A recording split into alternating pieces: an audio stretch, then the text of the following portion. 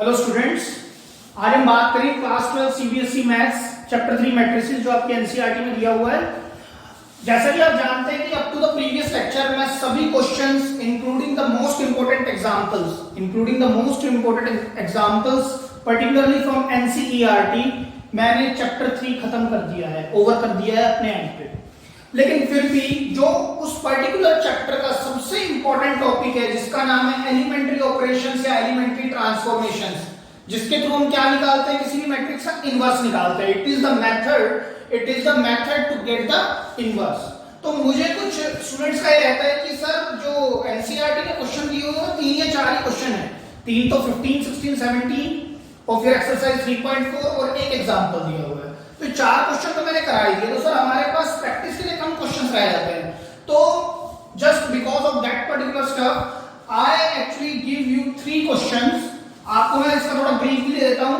ये क्वेश्चन इसी तरह से लैंग्वेज आती है कि यूजिंग एलिमेंट्री ऑपरेशंस या using elementary transformation find the inverse of this या obtain the inverse of the given matrix using elementary operation, या फिर क्या कह देता है, obtain the inverse of this matrix using elementary operations या फिर यूजिंग एलिमेंट्री ट्रांसफॉर्मेशन। क्लियर है इतनी बात? तो देखिए मैंने क्वेश्चन ये रखा है, ये question CBSE Delhi 2018, CBSE Delhi 2018 के क्वेश्चन पेपर में, सीबीएसई जो बोर्ड का पेपर होता है उसमें पूछा गया था और ये क्वेश्चन कई बार पूछा जा चुका है। ये 2008 में भी सेम क्वेश्चन पूछा गया था। सेम क्वेश्चन आप देखो, आज से लगभग 12 साल पहले ये क्वेश्चन आया और 2 साल पहले भी सेम क्वेश्चन आया, मतलब 10 साल के अंतर में भी सेम क्वेश्चन पूछ लेता है। क्लियर है? इसी तरह से एक क्वेश्चन और रखा है मैंने ये वाला, इसमें भी यही बोलेगा कि obtain the inverse of this particular matrix using elementary operations. तो इस वाले क्वेश्चन को भी अगर आप करें और इस वाले को भी, तो देखिए बिल्कुल लगभग सेम से क्वेश्चंस ही हैं। और आपने करना कैसे है सर, जैसे हमने प्रीवियस लेक्चर में इसको डिस्कस किया था, बिल्कुल सेम मेथोडोलॉजी रखनी है आपने कि सर मैंने पहले कॉलम 1 0 0 बनाना है। क्या बनाना है इसको? 1 0 0। After 1 0 0 you have to play on these 2 rows. 0 0 वाली रोज पर आपको खेलना है। इनको आपने 0 1 0 0 0 1 बनाना है, इनको अभी छोड़ देना है। उसके बाद जब ये नीचे वाली दोनों rows as per the identity matrix बन जाएंगी तब आपको रो 1 पर काम करना है, अदरवाइज रो 1 पर काम नहीं करना है। मैं क्या बोल रहा हूं दोबारा सुने। सबसे पहले कॉलम 1 पर काम करना है, फिर रो 2 और रो 3 पर काम करना है जहां पर 2 0 बन जाएंगे। जब ये 2 0 बन जाएंगे तो आप इसको एज पर आई मैट्रिक्स बनाएंगे, पूरी रो को 0 1 0 0 0 1। The moment it becomes as per the I matrix R2 and R3, then move to the R1 which is row 1. उस row 1 को आप 1 0 0 के रूप में बनाएंगे। क्लियर है बेटे? मैं इस क्वेश्चन को बार-बार इसीलिए डिस्कस कर रहा हूं, इस टॉपिक को बार-बार इसलिए डिस्कस कर रहा हूं ड्यू टू दिस। आप समझ गए होंगे कि क्या वेटेज रखता है। क्लियर है? अदरवाइज मेरे को बार-बार कहने की जरूरत नहीं थी, मैंने 4 क्वेश्चन करा दिए, काफी है ना। मैंने एनसीईआरटी पूरी करा दी, मेरे लिए काफी है। लेकिन फिर भी मैंने कहा कि नहीं, क्योंकि ये क्वेश्चन बार-बार पूछा जा रहा है, बस इसी साल ये क्वेश्चन नहीं आया, पिछले 4 या 5 सालों में मैं देखता हूं तो ये लगभग हर साल आया है, छोड़ के इस साल। जैसा मेरे को याद आ रहा है कि लगभग ये हर साल आया है। देखिए 2018 का मैंने लिखा है, 19 का मैंने लिखा है, 17 में भी क्वेश्चन आया हुआ है। ठीक है? 2020 इस साल नहीं आया। ठीक है?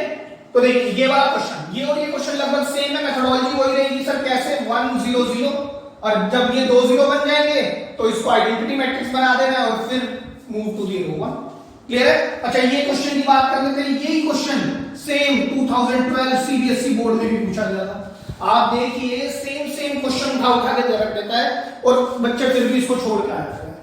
इससे आसान क्या पूछेगा? मैं ये क्वेश्चन आपको सोल्व नहीं करके दिखाऊंगा, मैं जस्ट आपको एक जिस्ट देने की कोशिश कर रहा हूं कि किस तरह से सीबीएसई दिल्ली बोर्ड सेट किया जाता है कि सेम क्वेश्चन 18 में आया, फिर 2008 में आया, सेम क्वेश्चन 2019 में आया, फिर 2012 में आया। ठीक है? अच्छा एक क्वेश्चन और रखा है मैंने, मेरे को ये याद नहीं है कब आया है, लास्ट में 2011 के बाद भी मेरे को जैसा ध्यान है क्वेश्चन सेम आया हुआ है। मेरे को ये याद नहीं आ रहा किस ईयर में, लेकिन सीबीएसई बोर्ड में क्वेश्चन दोबारा भी आया हुआ है। ऑल्दो मेरे को ये पक्का ध्यान है कि ये 2011 में पूछा गया था। ठीक है? तो आप इन तीनों क्वेश्चन को बेटा, इन तीनों क्वेश्चन को 1 बाय 1, पहले इसको करें, फिर इसको करें, फिर इसको करें। आप इन तीनों तीनों क्वेश्चन से इनवर्स निकालेंगे, इनवर्स। और निकालने के बाद आप जरूर जरूर जरूर कमेंट सेक्शन में इनके मुझे आंसर देंगे तीनों के, because I want it to be check it out. और मैं जरूर रिवर्ट करूंगा जो जो बच्चा इसके इनवर्स के उत्तर रखे। ठीक है, ध्यान रखिएगा जो मैं कह रहा हूं, आप इन सभी के आंसर्स मुझे जरूर देंगे। क्यों मैं इतनी बात कह रहा हूं, क्योंकि ये 6 मार्क्स का क्वेश्चन आते हैं। ठीक है, लेकिन मैंने ये जो पर्टिकुलर वीडियो उठाया है, ये पर्टिकुलर लेक्चर जो मैंने स्टार्ट करने की कोशिश की है, वो इसलिए की थी कि मैं कुछ एक्स्ट्रा इंपॉर्टेंट क्वेश्चंस लूंगा। लेकिन क्योंकि मैंने लास्ट ही लेक्चर में इनवर्स खत्म किया था, तो मैं start beginning from the inverse XL, क्योंकि वहां से मोमेंटम बना हुआ है, तो आपको इनवर्स थोड़ा सा जल्दी पकड़ लेंगे। अब हम कुछ और क्वेश्चन देखते हैं। ठीक है, आप इसको लिख लीजिए। तो स्टूडेंट्स अब बात करते हैं कुछ और अच्छे क्वेश्चंस की, जो एक्स्ट्रा क्वेश्चंस हैं बेस्ड ऑन इनवर्स इटसेल्फ। ये 2 क्वेश्चन और मैंने रखे हैं जो कि इनवर्स पर ही बेस्ड है। इनवर्स मैंने आपको बताया, इनवर्स का क्वेश्चन ज्यादातर 6 मार्क्स का आता है, लेकिन सर 1 मार्क्स का भी आ सकता है, जो कि ये मैंने रखे हुए हैं। दोनों क्वेश्चन 1 मार्कर्स के लिए ही है। क्लियर है? इस देखिए, जैसे मैं पहले इस क्वेश्चन की बात करता हूं, ध्यान से देखिएगा बेटा। इसमें कुछ नहीं कह रहा है कि ऑपरेशन लगा के दिखाओ, उसको यूज एलिमेंट्री कॉलम ऑपरेशन। कौन सा ऑपरेशन लगाना है आपने? सिर्फ और सिर्फ elementary column operations, elementary column operation. Column operation जो होगा वो इस तरह का होगा, in the matrix given this. अब सर ये तो कॉलम मैट्रिक्स तो हम पढ़ते थे A = A टाइम्स I, है ना? आपको मैंने बताया था हम इसको चेंज करेंगे, ये वाला एज इट इज रहता है, ये A एज इट इज। लेकिन यहाँ तो तीनों लिखनी है, तो यही कंफ्यूजन के लिए वो यहाँ पर सब कुछ लिख देता है कि किसको एज इट इज रखना है, किसको नहीं। अब आप ऐसे देखते हैं तो ये नहीं पता लग रहा ना सर कौन से वाला A को एज इट इज रखना है। तो आपने कुछ नहीं करना, जो एलिमेंट्री कॉलम ऑपरेशन के लिए, एलिमेंट्री कॉलम ऑपरेशन के लिए इक्वेशन थी A = AI। आपको अच्छे से मालूम है, हम जो ऑपरेशन लगाते हैं या तो इस पर लगेगा या इस पर लगेगा, ये A एज इट इज रहेगा। तो on comparing this equation with the elementary column operations equation, आपको पता लग जाएगा A कौन है, वो तो ये है। यहां पर लिखता हूं मैं नीचे दोबारा से, 2120 = ये वाला A 3120 और ये I 1 - 1 0 and 1। ठीक है, अब आपको खुद पता है कि जब कॉलम ऑपरेशन लगता है तो ये वाला I रिमेन्स फिक्स्ड, ये वाला A हमेशा फिक्स रहता है। हम ऑपरेशन इस पर और इस पर लगाते हैं, तो सर ये वाला A जो होगा वो फिक्स रहेगा। दूसरी ऑब्जर्वेशन ये है, क्वेश्चन ये भी पूछ सकता था, out of the given equation पता है कि जो ओरिजिनल मैट्रिक्स थी वो कौन थी, ओरिजिनल मैट्रिक्स कौन थी? तो आप जानते हैं original matrix remains as it is, तो यही तो ओरिजिनल है। ये तो कहीं ना कहीं चेंज होती हुई, पहले ये थी यहाँ पर, ये यहाँ पर भी थी, और यहाँ पर क्या था? I matrix. लेकिन कोई ऑपरेशन लगा होगा, ऑपरेशन लगते लगते कुछ चेंजेस आए होंगे, अब हमें कह रहा है ये वाला ऑपरेशन लगा के दिखा। ठीक है, तो 2 तरह से क्वेश्चन बन सकता है। एक तो यही कि भाई बताएं कि ये वाला ऑपरेशन लगा के दिखाएं इस वाले पर, तो हमें ये पता करना पड़ेगा कि कौन से वाली फिक्स मैट्रिक्स है। दूसरा क्वेश्चन क्या बन सकता है कि कहे कि find the original matrix A matrix ढूंढ के बताओ, तो आप ये बता सकते हैं कि सर ये क्या होगी? Original A matrix. क्लियर है बात? अब देखिए ऑपरेशन लगाते हैं। ऑपरेशन क्या कहा है? C2 changes to C2 plus twice of C1। C2 मतलब कॉलम 2, C1 मतलब कॉलम 1। C2 मतलब कॉलम 2, C1 एंड C2। तो सर एज इट इज वाले को हम ऐसे लिख देते हैं, 3120। क्लियर है बेटा? पहले यहां लगा C2 पर ऑपरेशन लग रहा है, तो C1 तो सर एज इट इज रहने वाला है। सर C2 पर ऑपरेशन लग रहा है, तो C1 as it is. C2 पर ऑपरेशन क्या है? C2 + 2C1, C2 + 2 twice of this, 2 2 = 4 + 1 कितना आएगा? 5। C2 0 + 2 × 2, सर ये 4। क्लियर है बात? ऐसे यहां पर C2 + 2 × 1, सर 2। C2 1 + 2 × -1 क्या देगा सर? -1 देगा। ठीक है, चलिए आगे मूव करते हैं। अब इसकी बात करते हैं। देखिए इसमें क्या करना है आपको, इसी तरह से यूजिंग एलिमेंट्री रो ऑपरेशन, आपको ये वाला एलिमेंट्री रो ऑपरेशन लगा के दिखाना है। ये ऑपरेशन लगा के दिखाना है किसमें? इसमें। अब आपको पता है एलिमेंट्री रो ऑपरेशन में, एलिमेंट्री रो ऑपरेशन की जो इक्वेशन होती थी वो कुछ इस तरह की होती थी, और हम इसमें चेंजेस करते थे इन दोनों में। इस ए को हम एज इट इज रखते थे। तो ऑब्वियस सी बात है, अगर पूछ ले कि इस इक्वेशन से ढूंढ के बताओ कि मुझे रो ऑपरेशन लगाना है, बताएं कि which is the a matrix, तो आप आराम से बता सकते हैं sir it is the a matrix.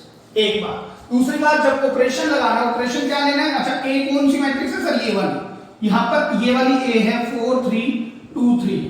I matrix जो होती है 1 0 0 1, कुछ ऑपरेशन लगने की वजह से चेंज होती हुई कहां तक पहुंच गई है, वो यहां पर। ए मैट्रिक्स जो ओरिजिनल मैट्रिक्स है वो कैसे है 1 1, ठीक है। और देखिए इसको जो है ना इन्होंने ओपन इंटरवल में दिखाया हुआ है। मैंने बताया था मैट्रिक्स को आप ऐसे भी डिनोट कर सकते हैं और ऐसे भी, घबराने की जरूरत नहीं है, दोनों तरह से डिनोट किया जा सकता है। ऑल्दो एनसीईआरटी सिर्फ इस तरह से दिखाती है क्योंकि एनसीईआरटी लगभग 2006 या 2008 एडिशन है, लेकिन अब चेंजेस हो गए हैं, आप इस तरह से भी दिखा सकते हैं ऊपर वाले की तरह से, ठीक है। और सर एक कर्ली ब्रेसेस का यूज मैट्रिक्स के लिए नहीं किया जाता, it is used for the chapter set of class 11।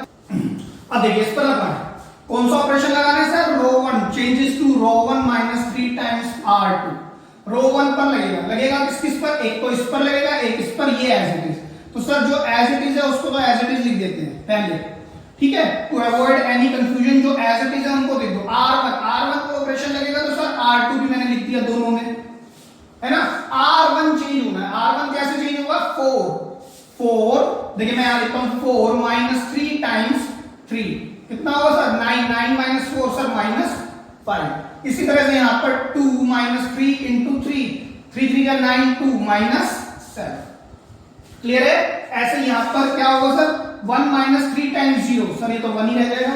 2 minus 3 times 3, यहां पर कौन आ जाएगा 2 माइनस 3 इंटू 3, तो ये कितना आएगा माइनस 9 2 7 और ये भी 7। क्लियर है की बात, ठीक है। तो आपका ऑपरेशन लग चुका है। ये इस तरह के क्वेश्चन पूछ लेता है 1 मार्कर्स के लिए, तो आप इनको भी ध्यान से देख लें। क्लियर है। और अलग से क्वेश्चन कुछ नहीं पूछता, इनवर्स में इसी तरह से पूछता रहता है, ठीक है। ये 1 मार्कर्स के लिए था, हालांकि ये क्वेश्चन 6 नंबर में ही पूछा जाता है इनवर्स, ठीक है, नोट डाउन। तो स्टूडेंट्स बात करते हैं, 2 और क्वेश्चन मैंने रखे हैं, इंपॉर्टेंट क्वेश्चन है और एक्स्ट्रा क्वेश्चंस की तरह से ये रखेंगे इनको भी। तो ये क्या कहता है, कंस्ट्रक्ट करना है। एक्सरसाइज 3.1 जो हमने की थी ना, उसमें इसी तरह के कुछ क्वेश्चंस किए थे, लेकिन थोड़ा सा क्वेश्चन ठीक है क्योंकि फंक्शन थोड़ा सा अच्छा दिया हुआ है, बस और कोई कारण नहीं। कंस्ट्रक्ट करना है 3/2 मैट्रिक्स को, whose elements are given by this। अब बात सुने, अगर मेरे पास कोई मैट्रिक्स है A, सबसे पहले आपको 3/2 की मैट्रिक्स लेनी है, 1 2 3, 3 तो मेरे को रोज चाहिए और 2 क्या चाहिए, कॉलम चाहिए। मेरे को 3/2 की एक मैट्रिक्स लेनी है जिसके अंदर जो एलिमेंट्स होंगे, जिसके अंदर जो भी एलिमेंट आएंगे वो कुछ इस तरह से आने चाहिए। आई जे की जगह पर आप जैसे जैसे 1 1 1 2 चीजें चेंज करेंगे तो उसी तरह से यहाँ पर भी चेंज होता जाएगा। तो अगर मैं जनरल रिप्रेजेंटेशन देखूं 3/2 मैट्रिक्स की, तो क्या होगी A1 1, कॉलम कितने चाहिए सर 2, A1 2, आगे क्या होगी sir A2 1 A2 2 A3 1 A3 2, ठीक है। मैंने जनरल रिप्रेजेंटेशन ले ली। अब बस आपने कुछ नहीं करना, आपको एक मैट्रिक्स निकालनी है A, देखिए ध्यान से, आप 1 1 आई जे की जगह पर क्या रखेंगे 1 1, तो यहां पर क्या हो जाएगा 1 into x sin into 1x, तो e raised to the power कितना हो जाएगा e raised to the power 1 into x sin 1 into x। Clear है। अब आप क्या रखेंगे 1 2, तो यहां पर क्या हो जाएगा e raised to the power 1 into x sin of 2x, ठीक है। Come to the second row 2 1 रखते ही क्या बन जाएगा e 2 into x sin 1 into x। Clear है। 2 2 e 2 into x sin 2 into x, ठीक है। बाद में मल्टीप्लाई कराएंगे, क्या आ गया exact 3 1 e 3 into x sin 1 into x, ठीक है। अब यहां पर 3 2 e 3 into x sin 2 into x। तो जब आप इसको मल्टीप्लाई कराएंगे, मल्टीप्लाई कराने पर क्या बन जाएगी ये चीज sir e raised to the power x sin x, e raised to the power x sin of 2x, e raised to the power 2x sin of x, e raised to the power 2x sin 2x। यहां पर क्या बन जाएगा e raised to the power 3x sin x, e raised to the power 3x sin 2x is the answer। बेटा easy question था, लेकिन फिर भी just because of the function मैंने इसको डिस्कस किया, अदरवाइज इसमें कुछ नहीं करना था, बस आपने put the value get the answer वाला काम। क्लियर है। अब ये क्वेश्चन देखते हैं। इस तरह के क्वेश्चन आपने काफी किए हैं। बोलता है फाइंड ए, अगर खाली ए बोल दे और कैपिटल दे दे तो भी एक मैट्रिक्स को रिप्रेजेंट करेगा, लेकिन यहाँ तो लिख ही दिया सर फाइंड मैट्रिक्स ए। तो मैट्रिक्स ए निकालनी है आपने, ध्यान से समझिएगा, मैट्रिक्स ए निकालनी है। पहली मैट्रिक्स 4 1 3 है। अब जो ए मैट्रिक्स आपने लेनी है, जो भी ए मैट्रिक्स आप लेंगे, आप खुद सोच के बताओ कि सर वो कितने बाय कितने की लेनी चाहिए, जिससे कि मल्टीप्लिकेशन भी हो जाए और इक्वालिटी भी हो जाए। ठीक है, मेरी बात सुने, मैं क्या कहने की कोशिश कर रहा हूं, मैं इधर समझाता हूं। मान लीजिए मेरे पास एक मैट्रिक्स है 4 1 3। अब मेरे को ए मैट्रिक्स लेनी है और यहां पर एक मैट्रिक्स है 3 बाय 3। ठीक है, मैं काम करता हूं, इस मैट्रिक्स का नाम कुछ भी नहीं रखते। इस मैट्रिक्स में कितनी रोज है सर, 1 2 एंड 3 और ये 1, तो इसका जो ऑर्डर है 3 बाय 1 है। ठीक है, अब आपको क्या करना है, आपको ए मैट्रिक्स निकालनी है। यहां पर आपको पता है कि अगर ये मैट्रिक्स इसके साथ मल्टीप्लाई हो रही है तो मल्टीप्लिकेशन तो तभी पॉसिबल है जब इसके नंबर ऑफ कॉलम इसकी नंबर ऑफ रोज के इक्वल हो जाए। बाय कुछ भी हो सकता है, n तो सर m को तो 1 ही होना पड़ेगा ना, m को क्या होना पड़ेगा, m को तो 1 होना पड़ेगा, और n 2 3 4 कुछ भी हो सकता है। तो the moment you multiplied it, जब ये मल्टीप्लाई होने के बाद मान लीजिए मैंने इस मैट्रिक्स को b बोल दिया, तो जो मल्टीप्लाई होने के बाद बी ए मैट्रिक्स आएगी आपके पास।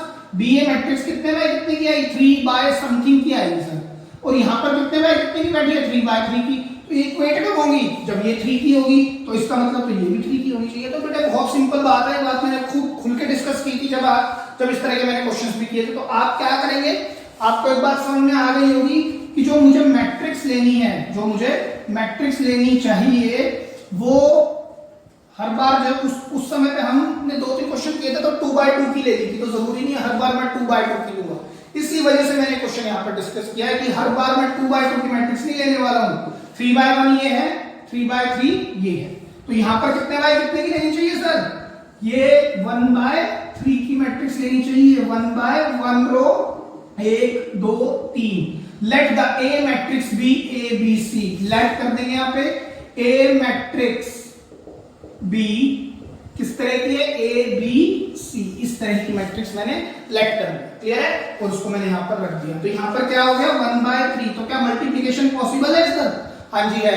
तो रिजल्टेंट मैट्रिक्स का ऑर्डर क्या होगा सर, 3 बाय 3 होगा, इज इक्वल टू में -4 -1 -3 8 2 6 4 1 3। ये कितने बाय कितने के सर, 3 बाय 3, क्लियर है। अब देखिए मल्टीप्लाई करा, इस रो को मैंने तब तक नहीं छोड़ना जब तक इस कॉलम से मल्टीप्लाई ना कराऊं। 4a, ठीक है, इस कॉलम से मल्टीप्लाई हो गई इस रो की। अब इस रो को अगले पे लेके जाओ तो क्या आएगा 4b, आगे लेके जाओगे तो 4c। अब नेक्स्ट रो पर 1 into a 1 into b 1 into c। अब next row 3 into a sir 3a, 3 into b 3b, 3 into c 3c।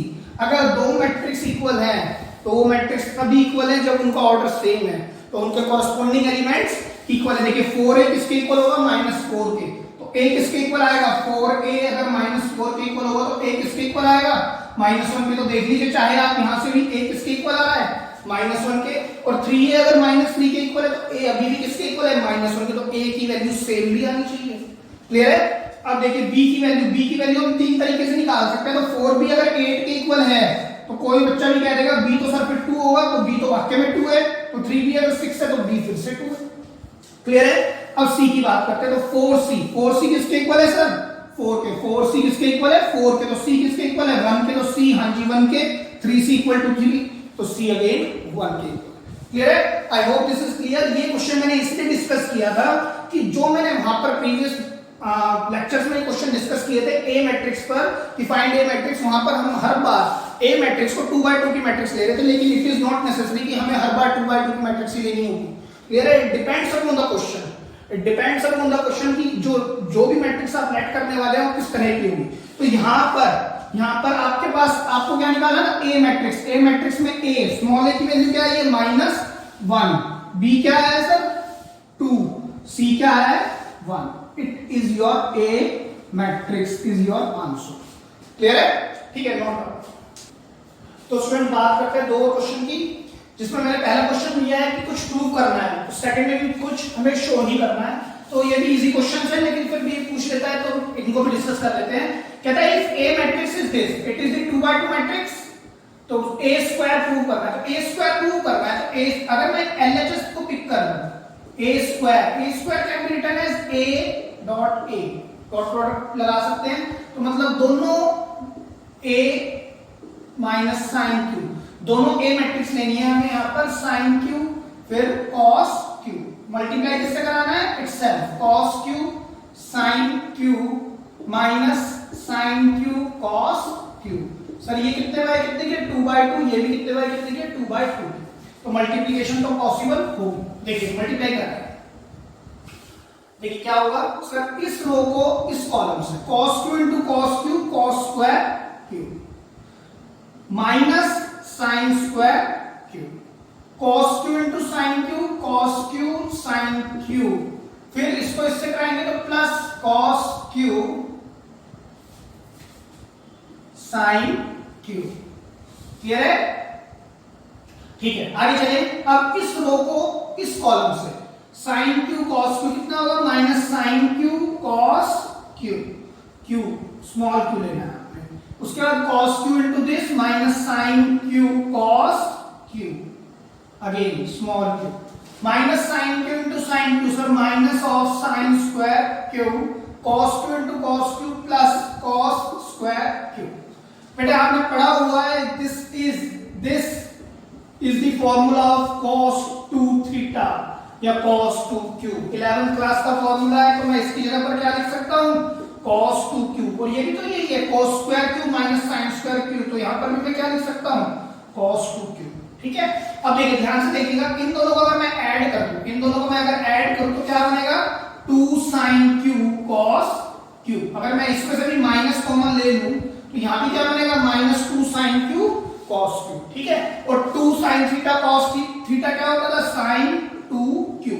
बेटा 2 sin theta cos theta 11th class में हमने पढ़ा हुआ है ना, sin 2 थीटा, तो आप इसको क्या लिख सकते हैं, sin 2q, और यहां पर भी ये सर ये क्या है, 2 sin q cos q, तो अंदर वाला तो बन गया सर sin 2q, और ये बाहर वाला negative as it is equal to RHS।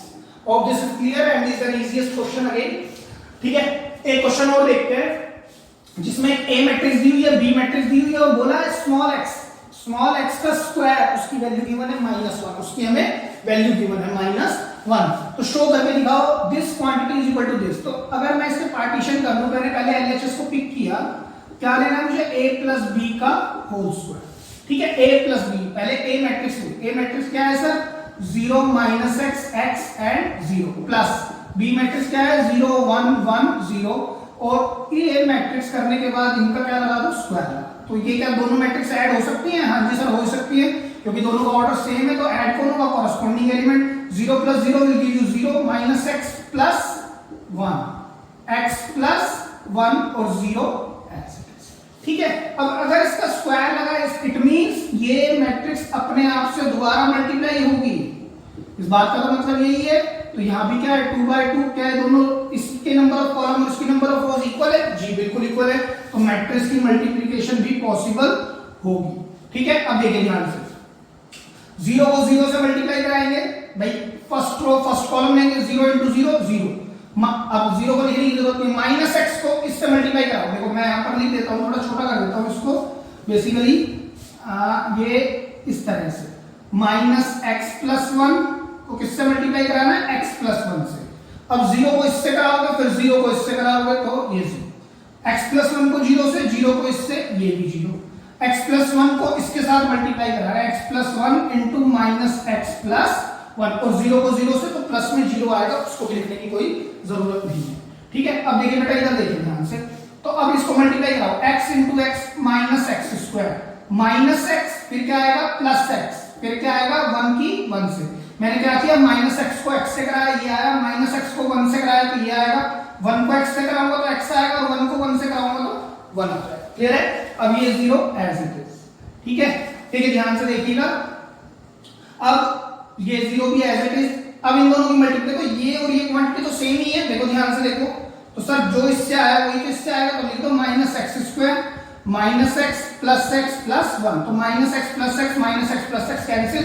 अब एक्स स्क्वायर की वैल्यू क्या है -1, तो वो भी आप इंसर्ट कर सकते हैं। कैसे, देखिए एक्स स्क्वायर की जगह पर आप क्या लिखोगे -1 और बाहर क्या है +1, फिर 0, यहां पर भी 0। एक्स स्क्वायर की जगह पर आप क्या लिखोगे -1, सिर्फ एक्स स्क्वायर की वैल्यू है -1, माइनस एक्स स्क्वायर, ये वाला माइनस एज इट इज आएगा, प्लस फिर से 1, तो आंसर क्या आएगा sir, minus minus plus one 2, ये 0 देगा, ये 0 और ये 2, तो इट इज योर LHS। ठीक है, चलिए अब RHS देखते हैं। RHS ने क्या कहा है, a square plus b square. a square मतलब पहले a को 2 बार मल्टीप्लाई कराना है सर, 0, फिर 0x माइनस एक्स एंड 0, फिर b को 2 बार मल्टीप्लाई कराना है, 0 0 1 1, और यहां पर कौन है सर 0 1 1 0।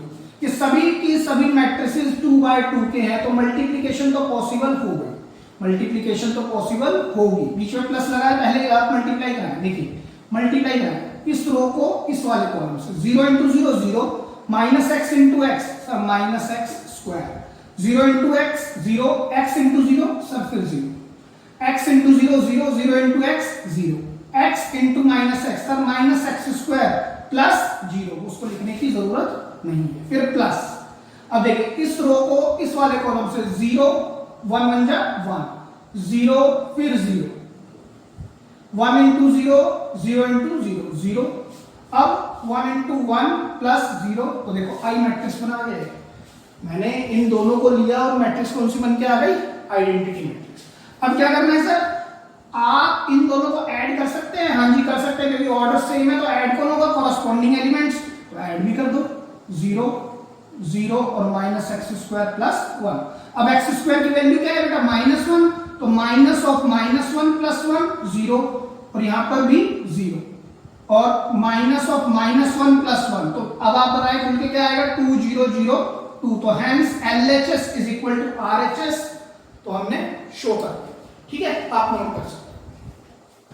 तो स्टूडेंट्स बात करते हैं इस नए क्वेश्चन की, जिसमें बोलता है if A is equal to this matrix then for what value of alpha, alpha की क्या वैल्यू रखी जाए इस A मैट्रिक्स के अंदर, अल्फा की क्या वैल्यू रखी जाए जिससे कि जो A मैट्रिक्स है वो यूनिट मैट्रिक्स बन जाए या आइडेंटिटी मैट्रिक्स बन जाए। तो सर A मैट्रिक्स को मुझे किसके इक्वल लाना है, आइडेंटिटी की। तो A मैट्रिक्स तो मेरे पास ये गिवन है cos alpha minus sin alpha और cos अल्फा, और identity matrix as per the given matrix वो यही होगी। अब ये भी 2/2 की मैट्रिक्स है, ये भी 2/2 की मैट्रिक्स है, तो with the help of equality rule है ना, concept of equality in the matrices, corresponding elements भी इक्वल होंगे, cos अल्फा 1 होगा और sin अल्फा या माइनस sin अल्फा 0 होगा, sin अल्फा 0 होगा, cos अल्फा होगा ही ना। ठीक है, तो मैं ये भी कह सकता हूं sin अल्फा 0 होगा। आप इनको देख के आराम से बता सकते हैं सर इस केस में इट मींस अल्फा को मैं क्या रख दूं, 0 डिग्री रख दूं, यहां पर अल्फा को मैं क्या रख दूं, 0 डिग्री रख दूं, तो आपके पास आंसर आ जाएगा। अगर मैं यहां पर अल्फा की जगह पर 0 डिग्री रख दूं तो cos 0 क्या होगा 1, अल्फा की जगह 0 रख दूं तो sin 0 क्या होगा 0 आ जाएगा, मतलब LHS इक्वल टू RHS हो जाएगी। तो आप यहां पर आराम से बता सकते हैं कि therefore we can easily say cos alpha is equal to cos कितना degree 0 degree, sin alpha is equal to कितना डिग्री सर sin 0 डिग्री, है ना। तो अल्फा क्या आ जाएगा सर 0 डिग्री, अल्फा क्या आ गया 0 डिग्री।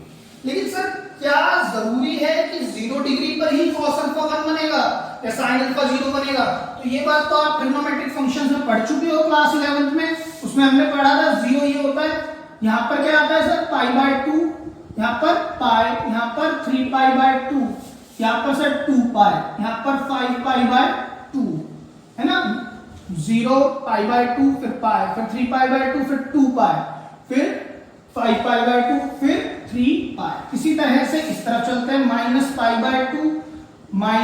पाई माइनस 3π/2 माइनस 2π माइनस 5π/2 और माइनस 3π एंड सो ऑन। उसी तरह से उधर भी एंड सो ऑन।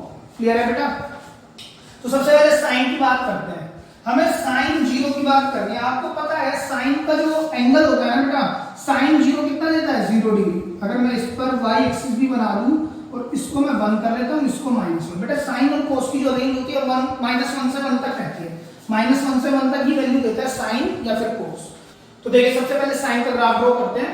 देखिए ध्यान से देखिएगा, अगर मेरे पास फंक्शन है y sin x, x को मैं 0 लेता हूं तो sin 0 0। तो सबसे पहले क्या आएगा, sin 0 डिग्री पर आंसर क्या आ रहा है, वैल्यू क्या आ रही है 0। The moment you take sin pi by 2, सबको पता है 1 होता है। sin pi, sir sin 0 degree लो प्लस माइनस पाई लो प्लस माइनस 2 पाई लो प्लस माइनस 3 पाई लो एंड सो ऑन, आंसर क्या आता है 0 आता है। आंसर क्या आता है 0 आता है। तो sin पाई भी 0 होगा। 3 पाई बाय 2 सर -1 देता है, 2 पाई फिर 0, 5 पाई बाय 2 सर फिर 1, 3 पाई फिर 0। तो जो ग्राफ बनेगा वो साइन का कुछ यहां से इस तरह से निकल के बेटा ये इस तरह से आएगा। क्लियर है। अब इस तरह भी देख सकते हैं sir, sine -pi by 2 -1, sine -pi 0, sine -3 pi by 2 +1, sine -2 pi फिर 0, साइन -5 पाई बाय 2 -1 और साइन -3 पाई फिर से 0। तो अगर मैं इसको भी ड्रॉ करूं तो वो ग्राफ जो होगा आपका वो कुछ इस तरह से होगा। I hope this is clear. It's a sine graph. Clear है, ये साइन का ग्राफ है। अब बात करते हैं कॉस की। ध्यान से देखिएगा कॉस का ग्राफ कैसे देखते हैं। कॉस क्या है, अब फंक्शन है मेरे पास cos x, सर cos 0 पर 1, cos पाई बाय 2 90, cos 90 पर 0 है ना। cos के अंदर क्या चलता है, देखिए cos में अगर मैं बोल दूं ऑड मल्टीपल ऑफ पाई या even multiple of pi, cos function की बात कर रहा हूं बेटा मैं, या तो देखिए कैसे होगा sir, cos odd multiple of pi, odd multiple किसके, पाई के। देखिए cos पाई प्लस या माइनस, cos प्लस माइनस 3 पाई, cos प्लस माइनस 5 पाई प्लस माइनस 7 पाई प्लस माइनस 9 पाई, आंसर क्या देगा -1 देता है। ठीक है। Even multiple of pi cos 0 या फिर प्लस माइनस 2 पाई या फिर plus minus 4 pi plus minus 6 pi plus minus 8 pi and so on, answer क्या देता है 1 देता है। आंसर क्या देता है 1 देता है। देखो कैसे, ध्यान से देखना, cos 0 पर 1, यहां पर से ग्राफ स्टार्ट करते हैं। ठीक है। अब आगे चलो, cos पाई बाय 2 कितना होता है sir 0 degree, cos pi by 2, cos 90 कितना होता है 0, cos 90 कितना होता है सर 0 होता है। ठीक है। और cos पाई क्या देता है -1, cos पाई हमें क्या देगा -1। और cos 3 पाई बाय 2 पर सर जो odd multiple of pi by 2 होते हैं, odd multiple of pi by 2 पर भी cos plus minus pi by 2 plus minus 3 pi by 2 plus minus 5 pi by 2 पर रिजल्ट हमेशा 0 रहता है। बेटा कुछ ऑब्जर्वेशंस हैं जो आपको आसान लग कर रहती हैं, अदरवाइज आप कोटर्मिनल एंगल से हाइलाइट एंगल्स के फॉर्मूले लगाएं, then you will get to know the answer of these questions. लेकिन फिर भी मेरे को ऐसा लगता है ये चीजें याद होनी चाहिए क्योंकि आपने 11th में ट्रिग्नोमेट्रिक फंक्शंस ऑलरेडी पढ़ लिया है। तो देखिए cos पाई कितना होगा सर -1।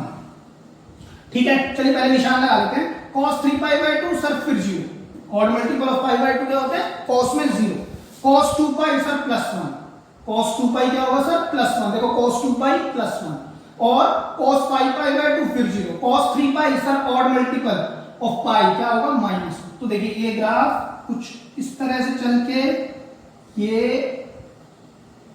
इस तरह से जाए। क्लियर है। इसी तरह से इस तरफ चलते हैं, cos पाई बाय 2 0 है ना, cos pi odd multiple of pi क्या देता है -1। ठीक है।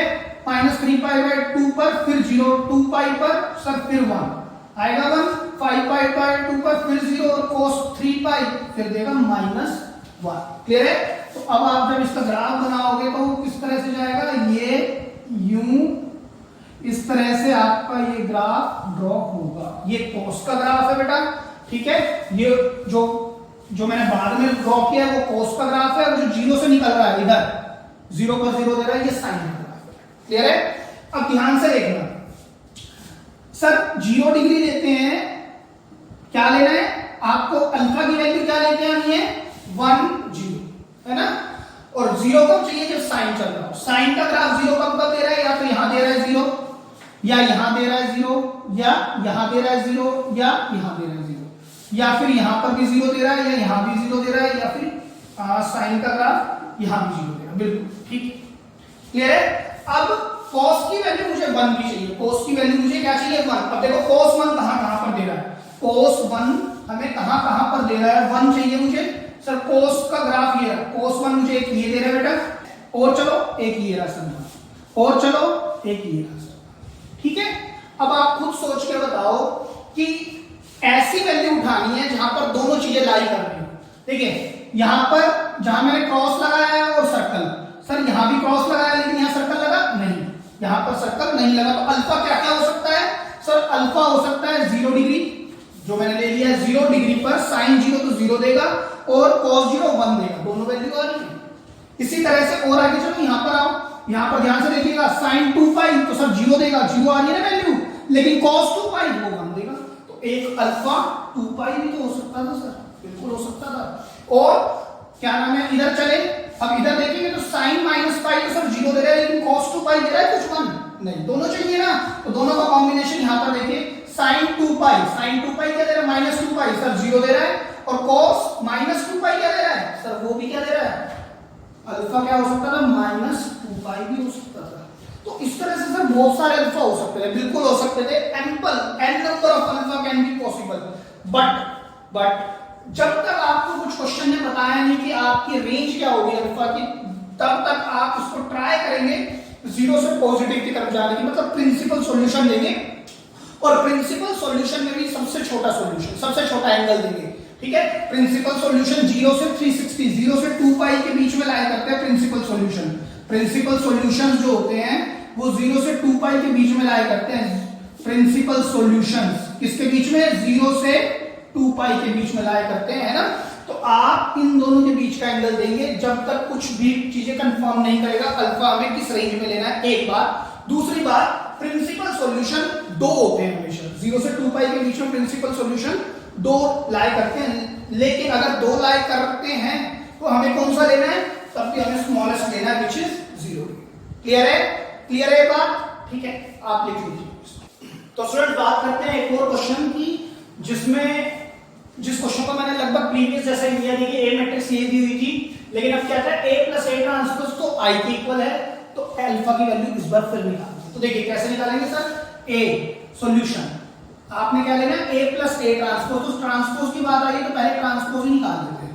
ट्रांसपोज का मतलब row converted into column, cos alpha क्या बन जाएगा minus sin alpha, sin alpha क्या बन जाएगा cos, sin अल्फा नीचे क्या आएगा cos अल्फा, क्लियर है। तो ये ट्रांसपोज आ गया। अब as per the given statement आप इसको यहां पर रख दें, क्या हो जाएगा, cos alpha minus sin alpha, sin alpha cos alpha plus a transpose cos alpha minus sin alpha, sin alpha cos alpha is equal to i matrix कितने बाय कितने की सर, 2/2।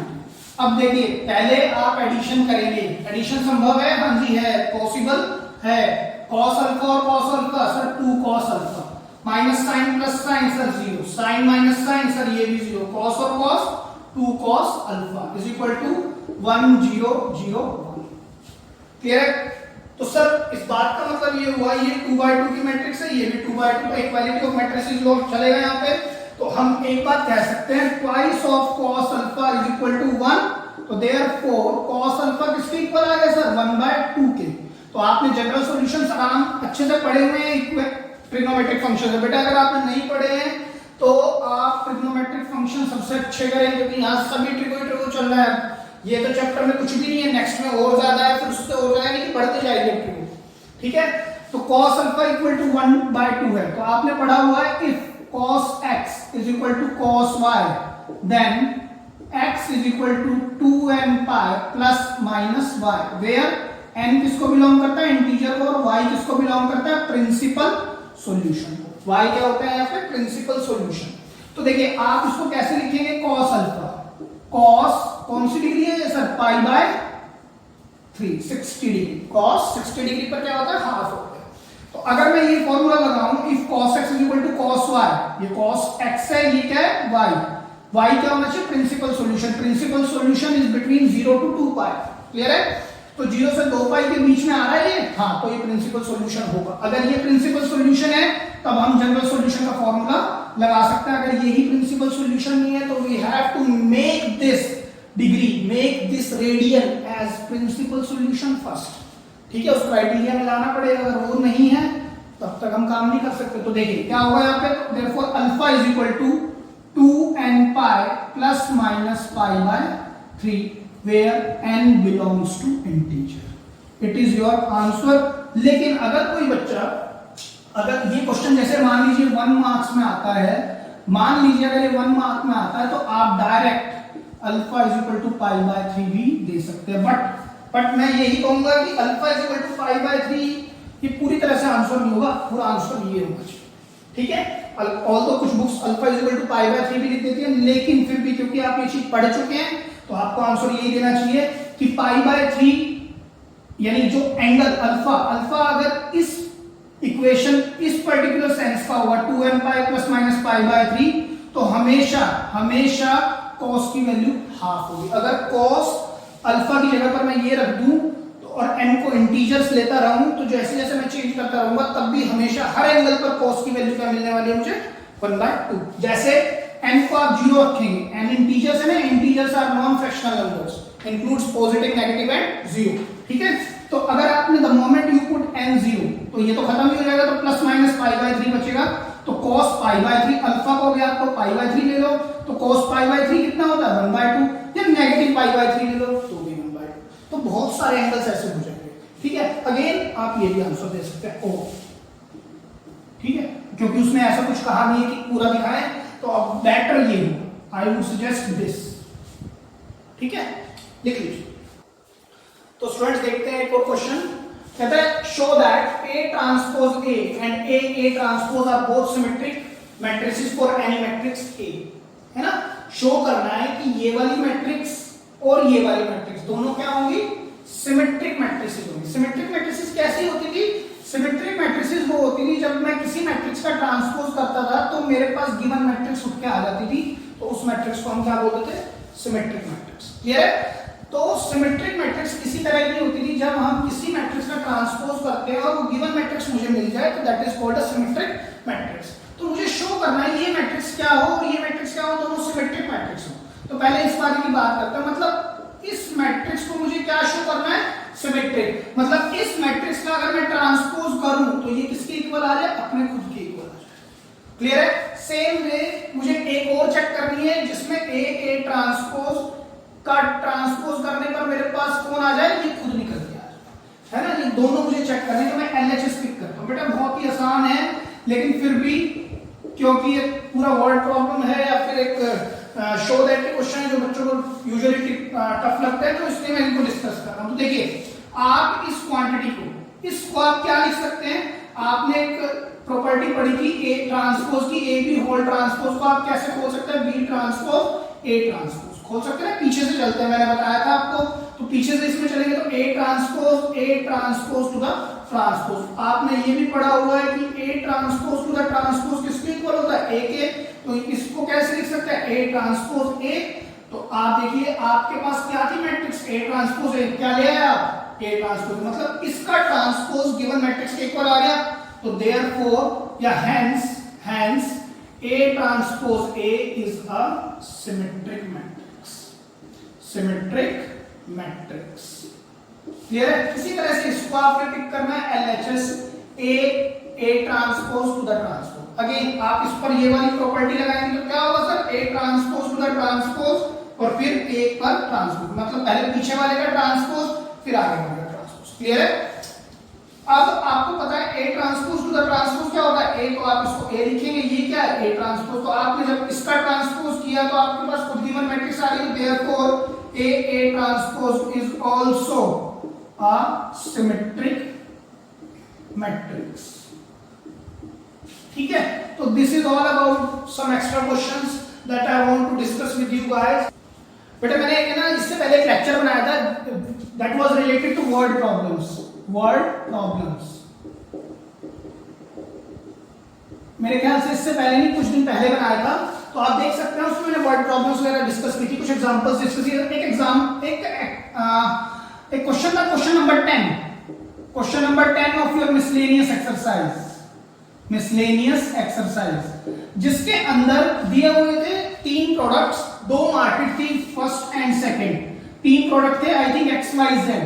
उसमें कुछ 10,000, वाई भी कुछ इस तरह से दिया है, जेड भी इस तरह से दिया हुआ था। पहला क्वेश्चन था उसका कि find the total revenue in each market, है ना, और सेल्स प्राइस दिए हुए थे। सेल्स प्राइस वाज लगभग 2.5, 1.5 और 1 इस तरह से कुछ थे रुपीस में, ठीक है।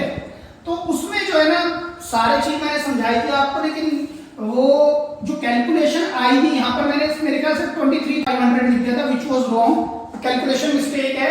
वो आना क्या चाहिए था वो मैं आपको बता देता हूं, वो आना चाहिए 46,000, लेकिन मैंने क्या लिख दिया था 23,500 और 13,500 by mistake, it's a calculation mistake. ये आएगा बेटा 46,000 एंड 53,000। बेटा मैं इन चीजों पर ज्यादा ध्यान नहीं देता, कैलकुलेशंस पर। रीजन बीइंग मेरा जो मेन पर्सपेक्टिव होता है वो ये होता है कि मैं आपको कंसेप्ट अच्छे से बता पाऊं। दूसरी बात मैंने आपको वेरी फर्स्ट वीडियो में अपनी बताई थी आपको कि बेटा it's all about the unidirectional. इस कमरे में या तो मैं हूं, या एक कैमरा है, या एक सिंगल बोर्ड है। अगर मैं कोई गलती कर रहा हूं, then and there if I catch it, तो मैं उसको ठीक कर देता हूं, अदरवाइज वो बहुत मुश्किल है। लेकिन आप उस चीज को इग्नोर करें, आप उसको ना सोचें कि सर की गलती हुई। बेटा यानी कि human tend to do mistakes, ठीक है। अगर कोई गलती नहीं कर रहा तो वो भगवान है, लेकिन गलतियां तो होती रहती हैं, वो कोई मैटर नहीं करती। और अच्छी बात है कोई अगर मेरी गलती है तो आप प्लीज मेरे को बता दें, जिससे कि मैं उसको आने वाले वीडियोस में ठीक कर दूं। लेकिन अब मैं उस वीडियो को वहां पर जाके ठीक नहीं कर रहा हूं, रीजन बीइंग क्योंकि मेरे को ये नहीं लगता कि उसमें इस चीज के लिए मैं उसको जाके एडिट करने बैठ जाऊं, ठीक है। ये बात सब जानते हैं कि ये चीजें हो सकती हैं। बेसिकली बात ये मतलब मेरा ये हुआ कि आप प्लीज क्वेश्चन के कंसेप्ट को समझे, जो कि मोस्ट इंपोर्टेंट है। अगर क्वेश्चन का कंसेप्ट अच्छा होगा तभी कैलकुलेशन का फायदा होगा, कंसेप्ट ही नहीं लगाना है तो कैलकुलेशन पे आओगे कैसे, ठीक है। तो ठीक है, ये आंसर इसका ये गलत है, ये ठीक है, तो आप प्लीज ध्यान से कीजिए, ठीक है। तो that's it from my side, and please watch all these videos again and again for the betterment of you only. तो by saying this, thank you so much.